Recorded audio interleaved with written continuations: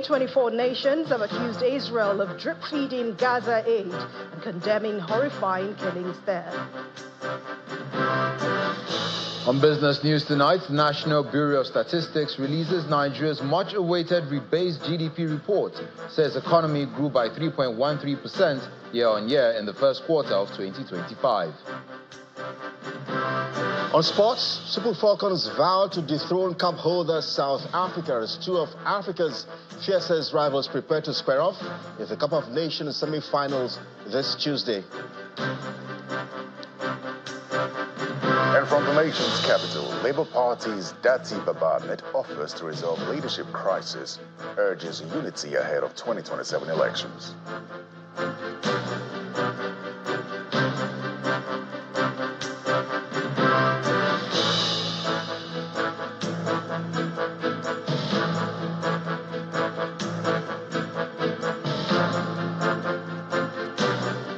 Tonight with the peaceful protest staged today by retired police officers across the country to express their frustration over years of neglect, poor welfare and non-payment of their pensions. The protests, which took place in Abuja, Jos and Jalingo, brought to the fore the plight of officers who say that they have been abandoned after decades of service to the nation.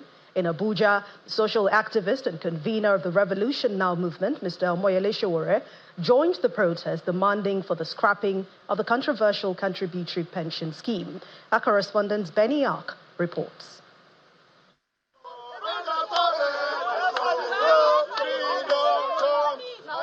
Social activist and convener of the Revolution Now movement, Mr. Omoyele Sowore, leading retired police officers as they march on the streets of the nation's capital to demand improved welfare for serving and retired police officers.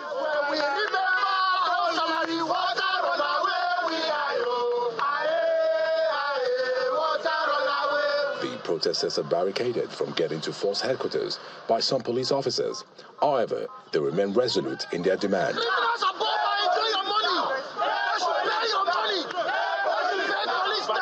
The protesters also stormed the National Assembly complex to express their grievances.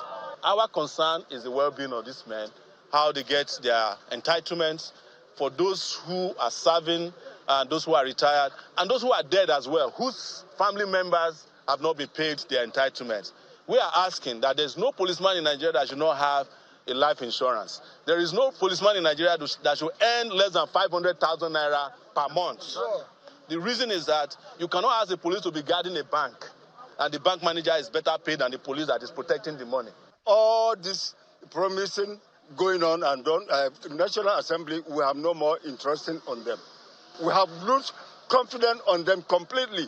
What we need now, we need our gratuities to be paid to us immediately. Our pension, contributing pension that is hijacking by the so-called PENCON should also be given to us. And we need the Nigeria Police pension to be established immediately. In Jalingo, the Taraba state capital, retired officers marched through the streets, ending at the office of the secretary to the state government. They want police officers to be removed from the contributory pension scheme. We believe that scheme is a scheme of neglect and a scheme that has killed many of our members, and we are still dying. We want the government, federal government, the state, local government to join hands to remove the Nigeria Police Force from the contributory pension scheme.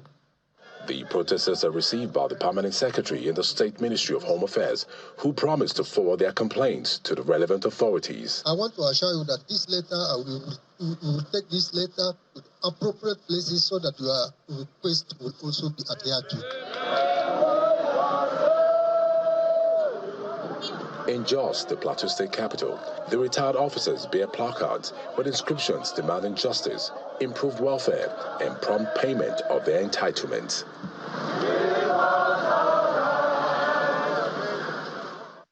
Meanwhile, the Inspector General of Police, Kayode Egbetokun, is asking retired personnel of the police force to be patient with the management as he assures them that the force is working tirelessly to improve the welfare of both serving officers and those who have retired.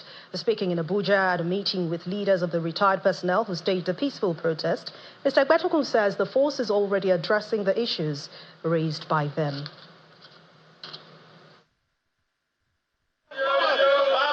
Hours after a peaceful protest by retired personnel of the Nigeria Police Force, the protesters converged in the peacekeeping hall at the force headquarters at the instance of the Inspector General of Police, Kayode Egbetokun. Even if it is palliative, the IG would force them to give us palliative. Issues of the contributory pension scheme and retirement benefits is the crux of the protest as the retired personnel demand a reversal. Our freedom, because what we're experiencing is beyond human expectation. What will force somebody like me to go to National Assembly and sleep on Kolta? It's not a small easy. On ground like this, we slept last time 8 days. See mosquitoes, look at cold. But it becomes necessary. That time we say, okay, when we go home, nothing to give us. 7 years ago, I came from the Nigerian police. I came to discover that there is another life to live after leaving the police. And since then, we have been struggling from one point to another to see that there is improvement, but there is no improvement at all. These 7 years that I retired, only 2 million was given to me. The issues raised are addressed by the Inspector General of Police. The protest is not going to give a solution. It is coming together and dialogue, coming together to talk. He said we should tell ourselves the truth. That is what can give result. The meeting then continues behind closed doors as journalists are excused. After the meeting, the Inspector General of Police briefs journalists on the outcome of the meeting. After the protest, I decided to have a meeting with them. They have been able to tell us their grievances. I've taken note of all their complaints, and many of what they are complaining about are things that we're already addressing, which they don't know. Although the protest has been suspended, the retired personnel are hopeful that words will be matched with action. Away from the police protest, the Minister of Foreign Affairs, Ambassador Yusuf Tugar, has lamented the trade imbalances between Nigeria and Egypt, with a call for increased partnership to unlock trade opportunities domestically in both countries. The minister made the call during the Nigeria-Egypt Business Forum in Abuja. Our correspondent, Kogi Abuluwade, reports. The federal government is hosting the second edition of the Nigeria-Egypt Business Forum, a move to avail both countries the opportunity to dialogue and propel a lasting chamber of commerce for mutual economic advancement. Nigeria's Minister of Foreign Affairs, Ambassador Yusuf Tugar, was joined by his counterpart from Egypt, Mr. Badru Abdulatif, Governor Umar Namadi of Jigawa State, and the Minister of State for Finance. According to the Observatory of Economic Complexity, an online data visualization and distribution platform focused on economic activities, Nigeria's export to Egypt hit $12.2 million, while Egypt's export to Nigeria hit $199 million. These figures are described by both ministers as appalling, with a call on the need for the countries to leverage each other's expertise. Given this vast, underutilized market and the current trade imbalance, Nigeria and Egypt must actively contribute to the D8 leaders' ambitious target of increasing intra-D8 trade to $500 billion by 2030. We need more business based on win-win situation. You benefit and we benefit. We have a very strong historical relationship, but we need to translate this into actions, especially in business and in economic and investment relationship. The Nigerian-Egypt Business Forum was formed after the D8 Forum, where the need to establish a joint chamber of commerce was highlighted. The consensus here is that there's a need to do more to improve trade relations. Nigeria and Egypt have a long way to go, but until we begin, we haven't started. So as we engage in today's discussions, let us be bold, pragmatic, and focused. Let us go beyond ceremonial MOU signings and commit to implementable, bankable, and scalable projects. The two countries are hoping that this forum will open doors to more concrete investment opportunities for mutual benefits. From Abuja, Kogi Aboluade, Channels Television News. The lawmaker representing Kogi Central in the National Assembly, Senator Natasha Akpoti-Uduaghan, says despite her suspension, she has continued to empower and impact the lives of her constituents positively. The senator stated this at the training of members for her constituency on digital technology in Kogi State. According to her, the training aims to promote self-reliance and bridge the technology and skills gap in Kogi Central Senatorial District. Residents of Kogi Central Senatorial District are here for various trainings sponsored by Senator Natasha Akpoti-Uduaghan. At least 250 young people are receiving training in various fields, including drone technology for environmental sustainability, renewable energy, advanced welding and fabrication, data analytics, and digital transformation. Data is very important. The lawmaker organized the trainings to equip participants with employable skills and modern tools to support sustainable learning and livelihood. She explains that despite her suspension from the Red Chamber, she remains resolute to uplift the living standards of her constituents. Honestly, of all the trainings I've ever done, I think this is the most progressive. This is very innovative because I think Nigeria is really lacking behind when it comes to the quality of capacity building programs that we have given out.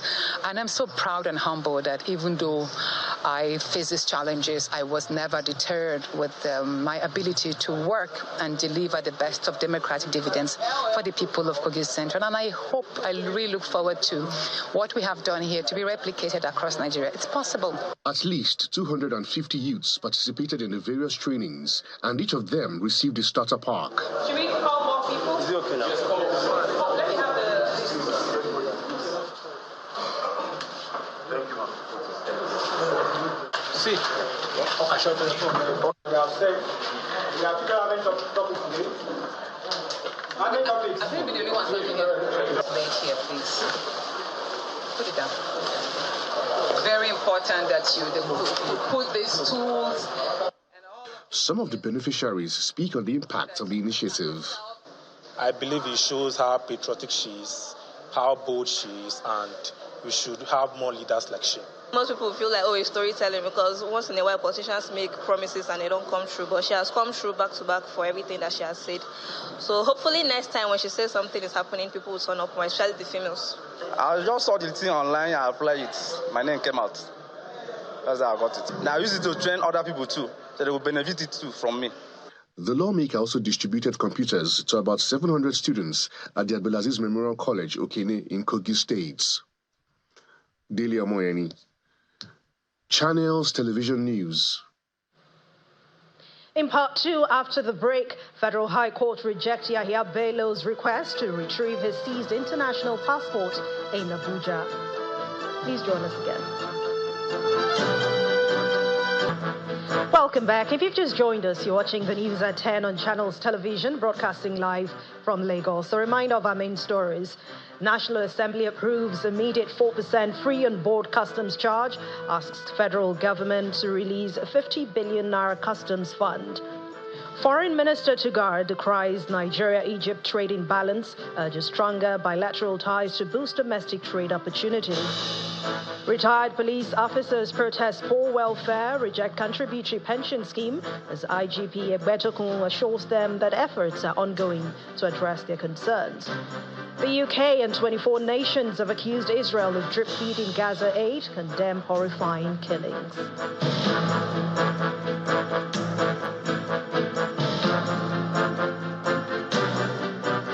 Let's head to the Red Chamber now, where the chairman of the National Assembly Joint Committee on Customs and Tariffs, Senator Issa Jibrin, has called for the immediate implementation of the 4% free on-board charge as provided by law to further operations of the Nigeria Customs Service. He was speaking during a session with the Minister of Finance and Coordinating Minister of the Economy, Mr. Wale Edun, today. The National Assembly also asked the Finance Minister to expedite the release and use of available funds for customs modernization projects. A National Assembly correspondent, Gloria Umezuki, reports.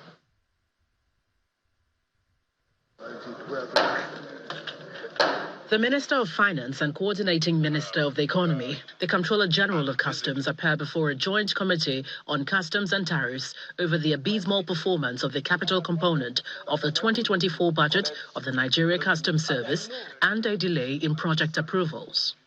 Approvals are pending in his office, and that some of the documents have been there since August last year. And up to date, there hasn't been any response from his office. We need to know why. Nigeria Customs Service projects that are waiting Federal Executive Council approval. They are approximately 10. They are worth 50 billion naira.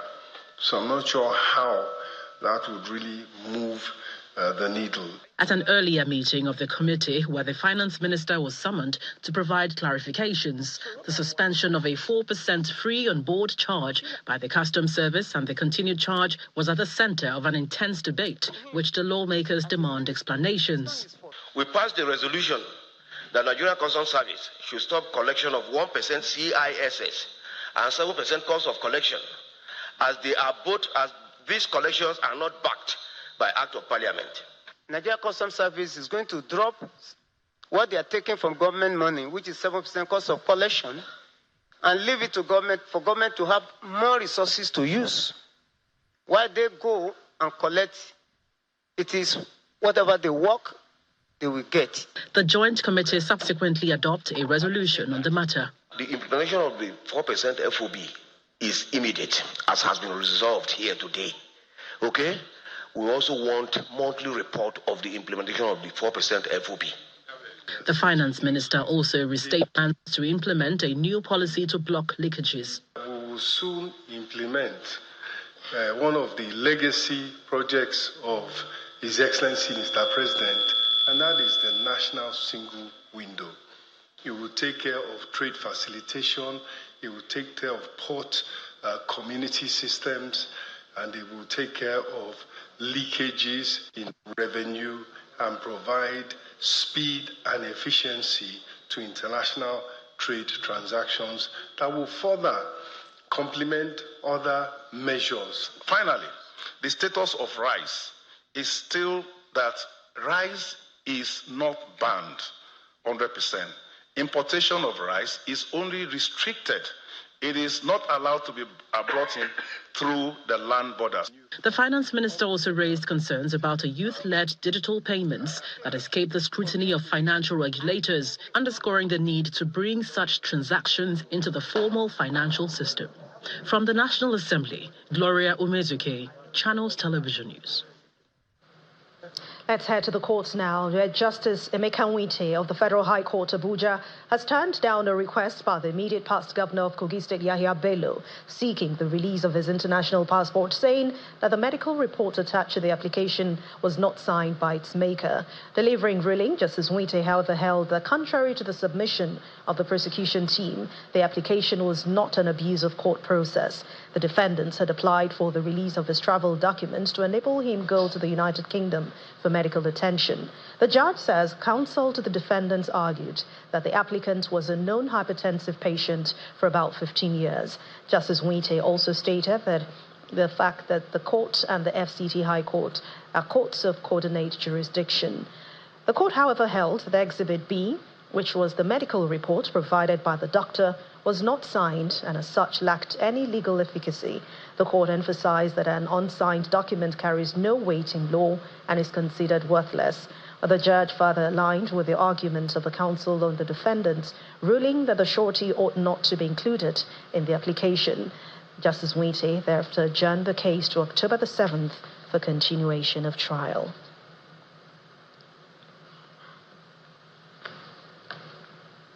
Ahead of the meeting of the Financial Action Task Force to assess Nigeria's effort to address money laundering and terrorism financing, the national coordinator of the National Center for Terrorism's retired Major General Amadu Laka is again reaffirming the commitment of the center to combat these crises.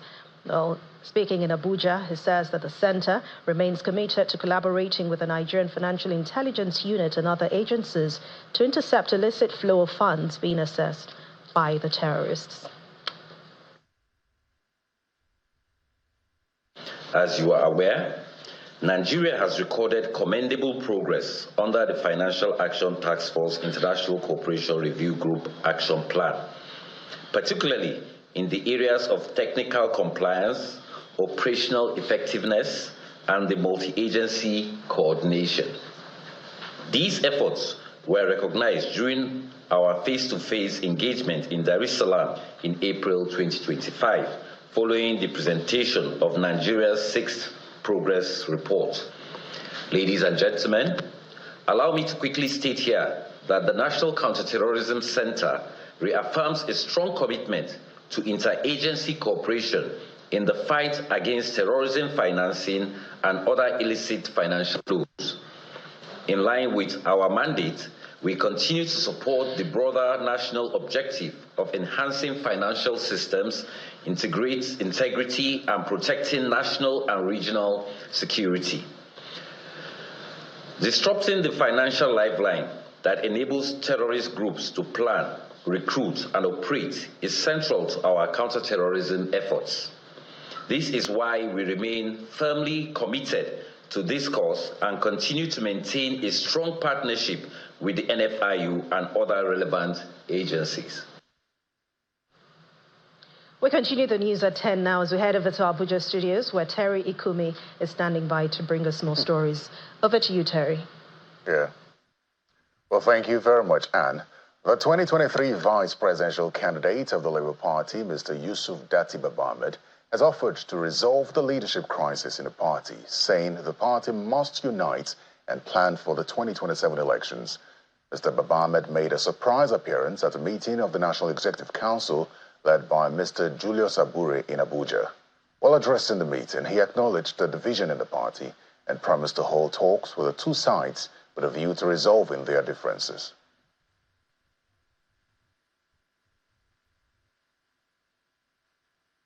I am here as a peacemaker, and I'm also here to reconcile divergent opinions. I'm very, very proud to say that I did attend meetings of a certain attempt for coalition in Nigeria. Morally speaking, if your neighborhood invites you to discuss the security, you must attend. However, if you attend and they discuss other matters besides that, you are at liberty to restore yourself to your former position. I have attended and I have listened to the coalition attempts, yet I still remain in Labour Party. I am not one to sleepwalk into any political arrangements. I call on all well-meaning politicians and members of Labour Party not to sleepwalk and allow themselves to be led into what they still are not comfortable with. The People's Democratic Party says it is set to hold its 101st National Executive Committee meeting to ratify a report of congresses across the states and smoothing out plans for the party's national convention scheduled to hold later in the year. Addressing issues relating to the recent mass defection from the party to the African Democratic Congress, the National Publicity Secretary of the party maintains that the PDP is the only party that can defeat the ruling All Progressives Congress in 2027.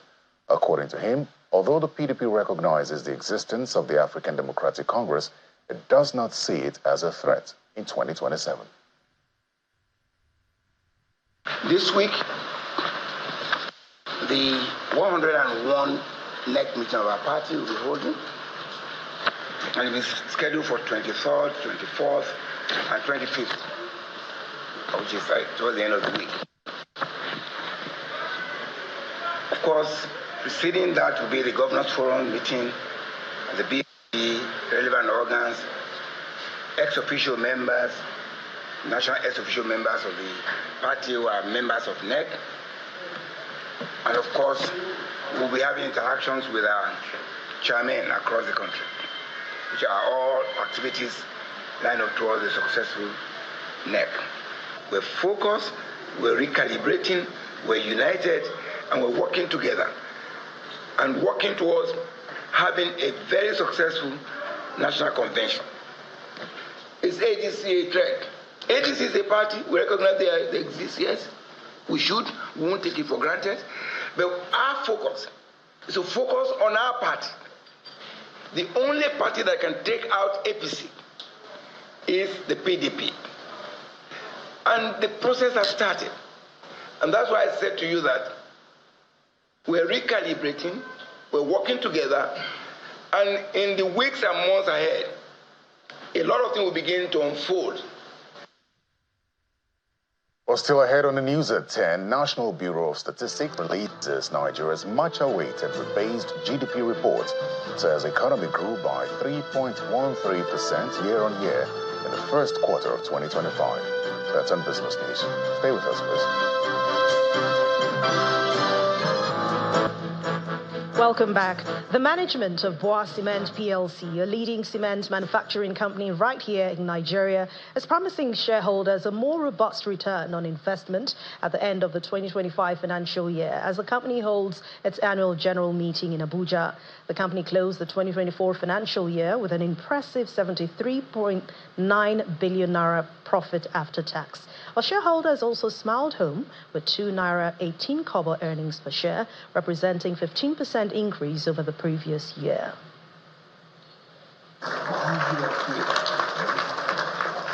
The chairman of Boa Cement PLC, Mr. Abdul Samad Rabiu, leads other members of the board of directors into the hall for the company's 9th annual general meeting with shareholders. The company's secretary reads the agenda for the day. Special notice is hereby given to re-elect the following directors retiring by rotation. 1. Khairat Abdulrazak Godebe. 2. Shehu Abubakar. 3. Finn Annelson. To lay before the members the audited financial statements for the year ended 31st December 2024. 2. To declare a dividend. I will now proceed to the first item on the agenda. The day's business is moderated by the chairman as he moves the motions which are seconded by shareholders. Yes. Electronic voting is used to resolve some critical business of the day. With a 73.9 billion naira profit after tax for the year 2024 and a more promising 2025 financial year, the Boa chairman is full of appreciation for shareholder support. We appreciate your support. We appreciate the prayers of all our shareholders. You know, we are doing well because of your support, our strength. And inshallah, this year we'll be seeing quite a significant improvement compared to what we had previously. So the dividend this year or next year when we meet, you know, is going to be probably 4 times what we are seeing today. I'm happy to report that. On the sidelines of the meeting, the chairman speaks about efforts to cut down production costs and grow investors' profits. Our energy cost is the biggest cost that we have. Hence, why we decided to set up our mini LNG so that we can, you know, we'll be able to produce our own energy using our own plant, because spending a lot of money on gas.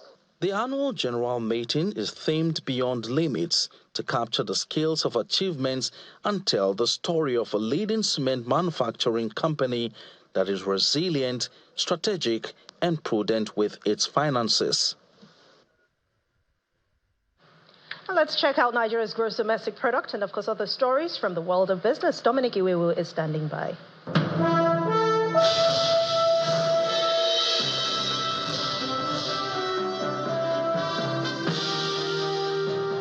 Thank you, Anne. Welcome to Business News. Nigeria's gross domestic product grew by 3.13% year-on-year in real terms in the first quarter of 2025. This is according to the latest report by the National Bureau of Statistics. Addressing a news conference in Abuja, the Statistician General of the Federation, Mr. Adeyemi Adeniro, explains that the figure represents an improvement of 2.27% growth recorded in the corresponding period of 2024. He also adds that the first quarter of 2025 GDP report shows that economic performance was driven mainly by the services and industry sectors.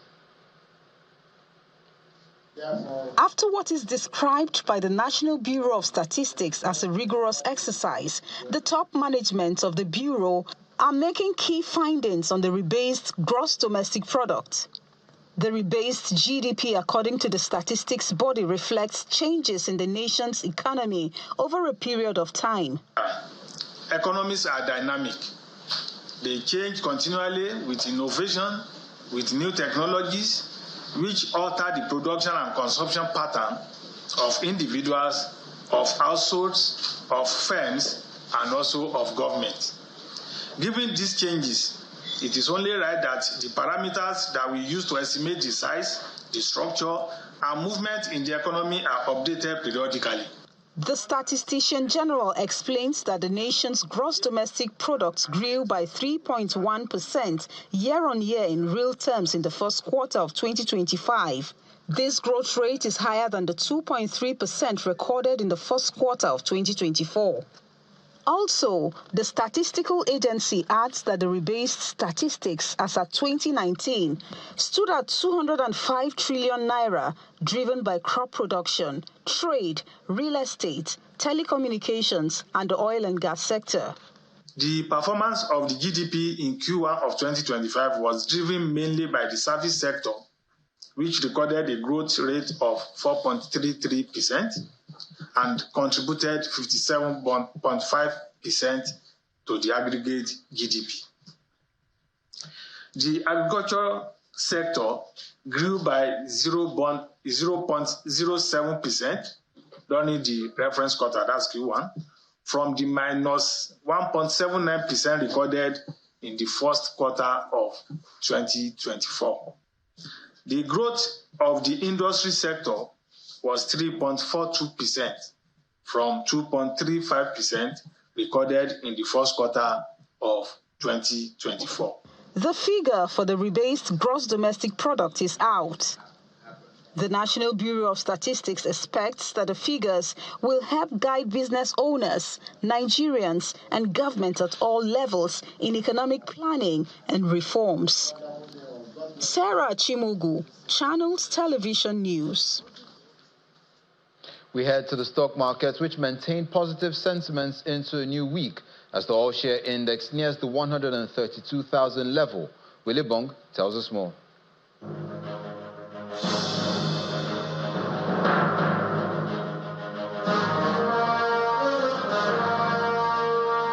Welcome to the stock market report. The market is continuing its bullish run today. Index is up 0.18% and hitting a record high of 131,826 points. Stocks from the industrial goods and consumer goods sectors are largely responsible for this positive sentiment we are seeing and sustaining the winning streak at the NGX. Boa Cement is up again today, adding a 6.40 kobo to share price to close at 129.80 kobo. And analysts I spoke to earlier says there is still room room for growth with Boa Cement, as it is yet to regain its previous 2024 high of about 134 naira. But despite this positive movement in stocks like Boa Cement, Presco, and Nestle, all Tier 1 banks were in the red today, recorded losses.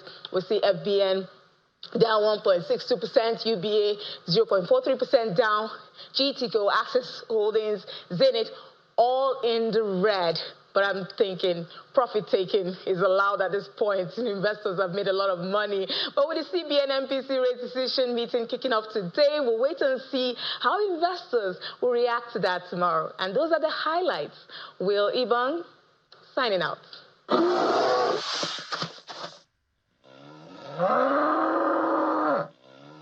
And that's it on Business News. Back to Anne for the rest of the news at 10.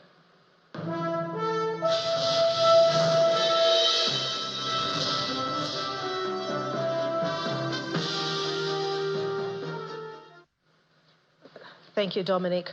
Outside our shores, the UK and 24 other countries have condemned the horrifying killing of hundreds of Gazans trying to get food from Israel's aid operations. Sufferings of civilians in Gaza have reached new depths, with a joint statement calling for an end to the war in Gaza and the release of the Israeli hostages. The UK's Foreign Minister, David Lammy, also calls Israel's aid operation inhuman, calling and announcing an extra £40 million worth of humanitarian assistance in Gaza this year.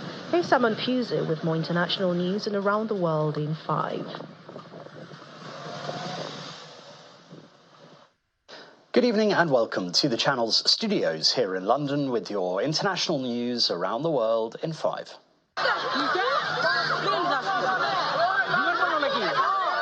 At least 19 people have died and 164 have been injured after a Bangladeshi Air Force training jet crashed into a school campus in the capital Dhaka. Footage from Milestone School and College in the northern suburb of Uttara shows a huge fire and thick smoke after the aircraft slammed into a 2-story building. The armed forces said in a statement that the F-7 jet experienced a mechanical fault after taking off for a training exercise just after 1 p.m. local time. More than 50 people, including children and adults, have been taken to hospital with burns. The age range for students attending the school was between 4 and 18 years old. Israeli tanks have launched the first ground assault on Deir al-Balah in central Gaza, with smoke seen billowing over the city as airstrikes also hit. Thousands of displaced people from southern Gaza are packing into the area, and it's assumed that Israeli hostages are also being held there. Elsewhere, Israeli airstrikes on other parts of Gaza continue. Here footage from Gaza City capturing the moment a missile hit a building on Monday morning. Japan's ruling coalition has lost its majority in the country's upper house, but Prime Minister Shigeru Ishiba has said he has no plans to quit. Voters went to the polls on Sunday for the tightly contested election being held at a time of frustration at the coalition of the Liberal Democratic Party and its junior partner Komeito over rising prices and the threat of US tariffs. The Constitutional Democratic Party, the main opposition, came in second with 22 seats. The trouble is there are no good policy options at the moment. I mean, in order to address the concerns of voters who are concerned with price inflation, the government will now come under pressure to follow through with some of the proposals from the opposition parties, one of which is a cut in the consumption tax, which of course would have an immediate benefit in terms of addressing the cost of living issues for ordinary Japanese voters, but it would also cut into social security provision, which is hugely important for an aging population. Chinese authorities have begun constructing what will be the world's largest hydropower dam in Tibetan territory, in a project that has sparked concerns from India and Bangladesh. Chinese Premier Li Qiang presided over a ceremony marking the start of construction on the Yarlung Sangpo River, which flows through the Tibetan plateau. The project has attracted criticism for its potential impact on millions of Indians and Bangladeshis living downriver, as well as the surrounding environment and local Tibetans. It's kind of like this thing where it's the most amazing potential for hydropower on the planet, but it's really tricky to extract that power. So these rivers aren't just a place where people live. They're also the sites of the largest agricultural regions in all the countries they go through, whether it's Pakistan, India, Southeast Asia, or China, right? So if you think about the food bowls of China, India, Pakistan, Southeast Asia are all along these rivers. If you're going to be an alien that invaded Earth, you'd want to take over control of the Tibetan Plateau because you'd be in charge of all of the water of half the world's population really fast. Wait. So I'm innocent. Prominent Kenyan activist Boniface Mwangi has been charged with illegal possession of ammunition linked to the protests last month in which at least 19 people were killed. He denied the charge and has been released on bail. On Sunday, investigators said they had seized phones, a laptop and notebooks from his Lukenya home on the outskirts of the capital Nairobi, and hard drives, computers, tear gas canisters and a blank firearm round from his office in the city. The US TV star Ellen DeGeneres has made her first public appearance since moving to the UK, saying she decided to settle in England the day after Donald Trump was re-elected US president. The comedian and host told a crowd in Cheltenham in Gloucestershire that life is just better in the UK. She also addressed allegations of a toxic workplace that led to the end of her long-running chat show in 2022, admitting she could be very blunt but dismissing the stories as clickbait. And a camel in Pakistan is enjoying a new lease of life after it was fitted with a prosthetic leg by an animal shelter. It is thought the camel, called Cami, lost her leg after she strayed onto a landowner's property in search of food. According to her vet, Cami is the first large animal ever to receive an artificial leg in the country. And that's your international news around the world in 5. Now back to the channel's studios in Lagos.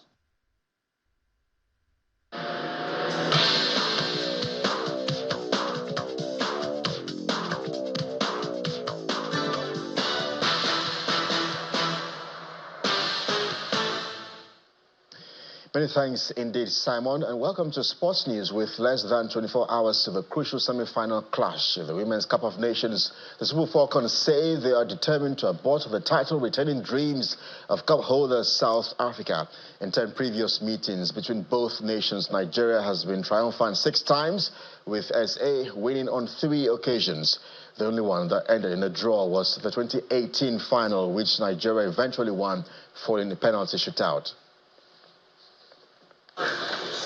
You know, football games can be very deceiving sometimes. You don't judge teams based on sometimes what you see, particularly in their last game. Yes, they have played 4 games, and we have seen all the games they have also played. But like I keep saying, every game comes with a change. The approach might not be the same as to why they played the way they played in all the games that they played. And, you know, the prestige is equally there. It's an extra motivation for everybody. And so we're not looking at them as underdogs. They will be favorized as defending champions. So they will be favorized, like I said, as defending champions. So it's for us to, they took the ground from us. We want to do the same. On the flip side of things, head coach of the Banyana of South Africa, Desiree Ellis, is confident the title holders can hold onto the unbeaten run in the competition against the Super Falcons for the 3rd successive time. The team's pre-match conference, Coach Ellis admits though the 9-time African champions do have a strong squad, they will take their chances when it matters the most in Tuesday's semi-final tie. Each and every game is different. I think history doesn't mean anything in terms of winning the last 2 games against Nigeria. It's a completely different game. It's a completely different tournament. It's 3 years down the line. You don't look back, you look forward, because results in the past tells you that you can, but it doesn't mean that it will happen until you step onto the field and try to do the job. So we're not looking at past results, we're looking at the now. We know it's going to be a difficult game. Like every game at WAFCON has been difficult. I don't think there's any team, you look at the Senegal that we played, they came at a very, very difficult group. You know, first scoreline was 4-0, but after that it was very, very close. So you underestimate the team at your own peril. You take things for granted at your own peril, and this team is a team that will never, ever do that. Director General of the National Institute for Sports, Philip Shaibu, is promising to overhaul the institute. Shaibu disclosed this at the inauguration of a 32-man advisory committee to help in repositioning the institution, promising the recommendations of the committee will be fully implemented and enforced.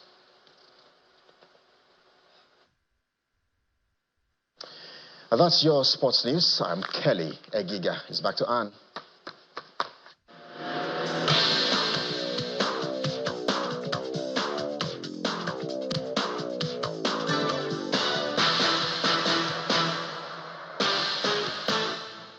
Thank you, Kelly. And the main news again. National Assembly has approved immediate 4% free on-board customs charge, asked the federal government to release 50 billion naira customs fund. Foreign Minister Tugar decried Nigeria-Egypt trade imbalance, urged stronger bilateral ties to boost domestic trade opportunities. Retired police officers protested poor welfare, rejected contributory pension scheme, as IGP Egbetokun assured them the efforts are ongoing to address their concerns. And UK and 24 other nations accused Israel of drip-feeding Gaza aid, condemned horrifying killings. And that's the news at 10 tonight. Thank you so much for watching. I'm Anne Nwawadu. We'll leave you now with a documentary on the life and times of the paramount ruler of Ijebu land, Oba Sikiru Kayode Adetono, the Awujale of Ijebu land, who reigned for over 6 decades.